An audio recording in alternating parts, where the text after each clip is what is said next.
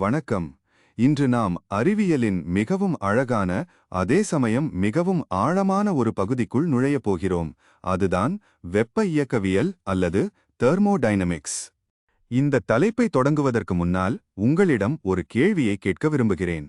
நீங்கள் ஒரு சூடான காஃபி கப்பை மேஜை மேல் வைத்திருக்கிறீர்கள் என்று வைத்துக்கொள்வோம். ஒரு அரை மணி நேரம் கழித்து வந்து பார்த்தால் என்ன நடக்கும்? காஃபி ஆறிப்போயிருக்கும், இல்லையா? இது நமக்கு தெரிந்த மிக சாதாரணமான ஒரு விஷயம். ஆனால் ஏன் ஒருபோதும் அந்த ஆறிப்போன காஃபி அறையிலிருக்கும் வெப்பத்தை தானாகவே உறிஞ்சி மீண்டும் சூடாக மாறவில்லை? நம் பிரபஞ்சத்தில் ஆற்றல், எனர்ஜி என்பது ஒரு நடனத்தை போன்றது. அது ஒரு வடிவத்திலிருந்து இன்னொரு வடிவத்திற்கு மாறிக்கொண்டே இருக்கிறது. இந்த மாற்றங்களை, குறிப்பாக வெப்பத்திற்கும் வேலைக்கும் இடையிலான உறவை விவரிக்கும் மிக முக்கியமான சட்டம்தான் வெப்ப இயக்கவியலின் முதல் விதி, ஃபர்ஸ்ட் லா ஆஃப் தெர்மோடைனமிக்ஸ். இன்று இந்த விதியை பற்றி வெறும் சூத்திரங்களாக ஃபார்முலாஸ் பார்க்காமல், அதன் பின்னால் இருக்கும் ஆழமான தர்க்கத்தையும் லாஜிக், உள்ளுணர்வையும் நாம் புரிந்து கொள்ளப் போகிறோம். முதலில் ஒரு அடிப்படையான புரிதலுக்கு வருவோம். தெர்மோடைனமிக்ஸ் என்ற வார்த்தையை கவனித்தீர்கள் என்றால், தெர்மோ என்றால் வெப்பம், டைனமிக்ஸ் என்றால் இயக்கம் அல்லது மாற்றம். அதாவது வெப்பம் எவ்வாறு ஆற்றலாக மாறுகிறது, அந்த ஆற்றல் எவ்வாறு வேலையாக ஒர்க் உருமாறுகிறது என்பதை படிப்பதுதான் இது. தொடங்குவதற்கு முன்னால் நாம் பயன்படுத்தும் 3 முக்கியமான சொற்களைப் பற்றி தெளிவாக இருக்க வேண்டும். திரையில் கவனியுங்கள். முதலாவது சிஸ்டம். நாம் எதை பற்றி ஆய்வு செய்கிறோமோ அதுதான் சிஸ்டம். உதாரணமாக, ஒரு பாத்திரத்தில் கொதிக்கும் நீர். இரண்டாவது சரவுண்டிங்ஸ். அந்த பாத்திரத்தை தவிர வெளியே இருக்கும் மற்ற அனைத்தும் சரவுண்டிங்ஸ். மூன்றாவது பவுண்டரி. சிஸ்டத்தையும் சரவுண்டிங்ஸையும் பிரிக்கும் அந்த எல்லைக்கோடு. இந்த மூன்றையும் சரியாக புரிந்து கொண்டால் மட்டுமே நம்மால் வெப்ப இயக்கவியலை புரிந்து கொள்ள முடியும். சரி, இப்போது முதல் விதிக்கு வருவோம். பள்ளி புத்தகங்களில் நீங்கள் வாசித்திருப்பீர்கள், ஆற்றலை ஆக்கவோ அல்லது அழிக்கவோ முடியாது, ஆனால் அதை ஒரு வகையிலிருந்து மற்றொரு வகையாக மாற்ற முடியும். Energy can neither be created nor destroyed. It can only be transformed from one form to another. ஒரு சிலிண்டர் இருக்கிறது. அதன் உள்ளே ஒரு வாயு கேஸ் அடைக்கப்பட்டுள்ளது. அதன் மேல் ஒரு நகரும் பிஸ்டன் இருக்கிறது. இப்போது நீங்கள் அந்த சிலிண்டருக்கு கீழே நெருப்பை பற்ற வைக்கிறீர்கள் என்று வைத்துக்கொள்வோம். அதாவது நீங்கள் ஹீட் Q என்ற பெயரில் ஆற்றலை உள்ளே செலுத்துவீர்கள். இப்போது உள்ளே இருக்கும் அந்த வாயு மூலக்கூறுகளுக்கு என்ன நடக்கும்? அவை உற்சாகமடையும், வேகமாக ஓடத் தொடங்கும், ஒன்றோடொன்று மோதிக்கொள்ளும். இங்கே 2 முக்கியமான மாற்றங்கள் நிகழ வாய்ப்புள்ளது.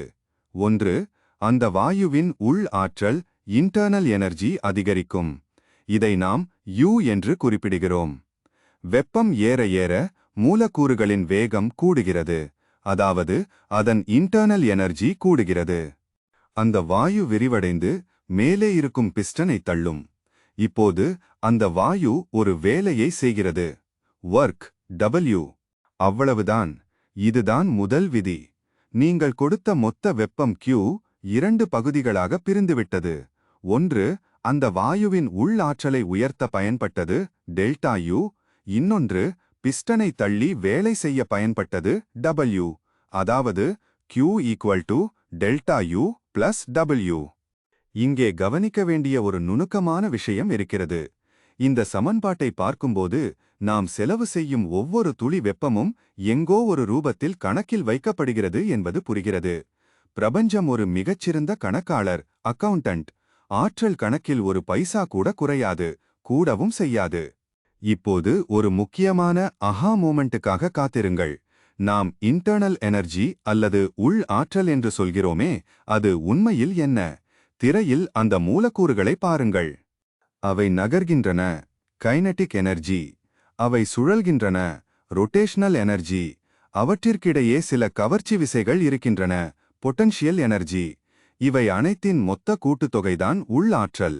நாம் வெப்பத்தை கொடுக்கும்போது இந்த சேமிப்பு வங்கியில், எனர்ஜி பேங்க், சேமிப்பு உயர்கிறது. இங்கே ஒரு சுவாரஸ்யமான உதாரணத்தை பார்ப்போம். நீங்கள் சைக்கிள் மிதிக்கிறீர்கள். உங்கள் உடலில் இருக்கும் இரசாயன ஆற்றலை, கெமிக்கல் எனர்ஜி பயன்படுத்தி சைக்கிளை நகர்த்துகிறீர்கள், ஒர்க். அதே சமயம் உங்கள் உடல் சூடாகிறது. இங்கே உங்கள் உடல்தான் சிஸ்டம். நீங்கள் செய்த வேலை மற்றும் வெளியேறிய வெப்பம் ஆகிய இரண்டும் உங்கள் உடலில் இருந்த இன்டர்னல் எனர்ஜி உணவு மூலம் கிடைத்தது குறைவாக வந்தவை. இப்போது சமன்பாட்டை யோசித்துப் பாருங்கள். உங்கள் உள்ளாற்றல் குறைந்தது, அது வேலையாகவும் வெப்பமாகவும் மாறியது. இதுவும் வெப்ப இயக்கவியலின் முதல் விதிதான். ஆனால் பலருக்கு ஒரு குழப்பம் வரும், எப்போது பிளஸ் போட வேண்டும், எப்போது மைனஸ் போட வேண்டும் என்று. இதை சைன் கன்வென்ஷன் என்பார்கள். இதை மனப்பாடம் செய்யாதீர்கள், லாஜிக்காக யோசியுங்கள். சிஸ்டத்திற்குள் வெப்பம் உள்ளே வந்தால் அது சிஸ்டத்திற்கு லாபம், அதனால் பிளஸ் கியூ. சிஸ்டம் வேலை செய்தால், பிஸ்டனை தள்ளினால் சிஸ்டம் தன் ஆற்றலை செலவழிக்கிறது, அதனால் அது சிஸ்டத்திற்கு ஒரு வகையில் இழப்பு போன்றது, அதனால் பிளஸ் டபிள்யூ வேலை செய்யப்படுகிறது. சில பாடப்புத்தகங்களில் Q equal delta U minus W என்று இருக்கும். குழப்பமடைய வேண்டாம். அங்கே வேலை சிஸ்டத்தின் மீது செய்யப்படுகிறது என்று எடுத்துக்கொள்வார்கள். நாம் பார்ப்பது சிஸ்டம் செய்யும் வேலை, work done by the system. இன்னொரு ஆழமான பார்வையையும் நாம் இங்கே கவனிக்க வேண்டும். வெப்ப இயக்கவியலின் முதல் விதி நமக்குச் சொல்வது என்னவென்றால், உங்களால் எதையும் இலவசமாக பெற முடியாது. அதாவது perpetual motion machine of the first kind என்பது சாத்தியமே இல்லை. எரிபொருளே இல்லாமல் ஓடிக்கொண்டே இருக்கும் ஒரு இயந்திரத்தை யாராவது கண்டுபிடித்ததாக சொன்னால் அவர் இந்த முதல் விதியை மீறுகிறார் என்று அர்த்தம். ஆற்றலை உள்ளீடு செய்யாமல் உங்களால் வேலையை பெற முடியாது. சரி, இப்போது கொஞ்சம் கடினமான ஆனால் அவசியமான ஒரு பகுதிக்கு வருவோம். Thermodynamic processes. 1. Isothermal process. வெப்பநிலை மாறாமல் நடக்கும் மாற்றம். இங்கே delta U is equal to 0, அதாவது நீங்கள் கொடுக்கும் மொத்த வெப்பமும் வேலையாக மாறிவிடும். 2. Adiabatic process. வெப்பம் உள்ளேயும் வராது, வெளியேயும் போகாது. Q equal to 0. இங்கே பிஸ்டன் நகர்ந்தால் அதற்கான ஆற்றல் அந்த வாயுவின் சொந்த உள் ஆற்றலில் இருந்துதான் எடுக்கப்பட வேண்டும். அதனால்தான் ஸ்ப்ரே பாட்டிலை அழுத்தி வாயு வெளியே வரும்போது குளிர்ச்சியாக இருக்கிறது. அது விரிவடைவதற்கு தன் சொந்த ஆற்றலையே பயன்படுத்துவதால் அதன் வெப்பம் குறைகிறது. இதுவரை நாம் பேசியது வெறும் தியரி மாதிரி தெரியலாம். ஆனால் நிஜ வாழ்க்கையில் இது எங்கே பயன்படுகிறது? உங்கள் காரின் என்ஜினை இன்டர்னல் கம்பஷன் என்ஜின் எடுத்துக்கொள்ளுங்கள். பெட்ரோல் எரியும்போது வெப்பம் Q உருவாகிறது. அந்த வெப்பம் பிஸ்டனை தள்ளி வேலையை W உருவாக்குகிறது. மிச்சம் இருக்கும் வெப்பம் சைலன்சர் வழியாக வெளியேறுகிறது. முதல் விதியின்படி பார்த்தால் பெட்ரோலில் இருந்த ஆற்றல் ஈக்குவல் டு வேலை பிளஸ் வெளியேறிய வெப்பம் பிளஸ் என்ஜின் பாகங்களின் உள் ஆற்றல் மாற்றம். அதேபோல் நம் புவி வெப்பமடைதல், குளோபல் வார்மிங் கூட ஒரு வகையில் முதல் விதியின் வெளிப்பாடுதான்.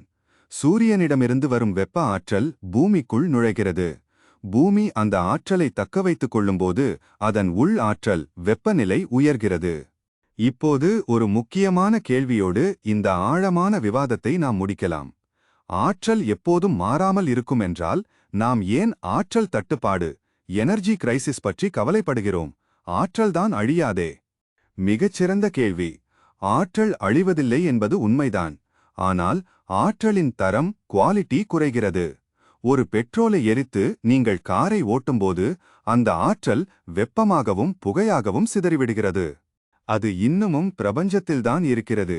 ஆனால் அதை மீண்டும் நாம் பயன்படுத்த முடியாது. இதைப்பற்றி பேசுவதுதான் வெப்ப இயக்கவியலின் இரண்டாம் விதி. அதைப்பற்றி மற்றொரு வீடியோவில் விரிவாக பார்ப்போம். சுருக்கமாகச் சொன்னால் வெப்ப இயக்கவியலின் முதல் விதி என்பது பிரபஞ்சத்தின் ஆற்றல் பட்ஜெட்.